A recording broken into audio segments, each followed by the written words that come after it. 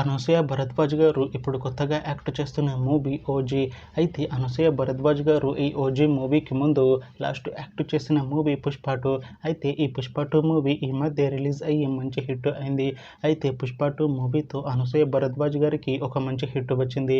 అయితే అనసూయ భరద్వాజ్ గారు Pushpa 2 movie release తర్వాత కాస్త టైం గ్యాప్ తీసుకొని ఇప్పుడు మళ్ళీ ఈ ఓజీ మూవీలో యాక్ట్ చేస్తున్నారు అనసూయ భరద్వాజ్ గారు.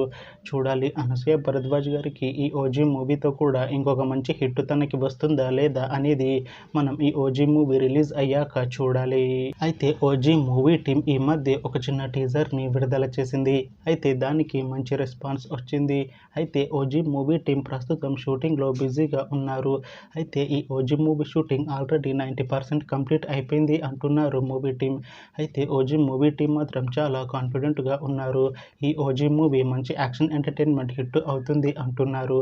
అయితే ఈ ఓజీ మూవీని ఈ సెప్టెంబర్ 25న రిలీజ్ చేసేలా ప్లాన్ చేస్తున్నారు మూవీ టీం.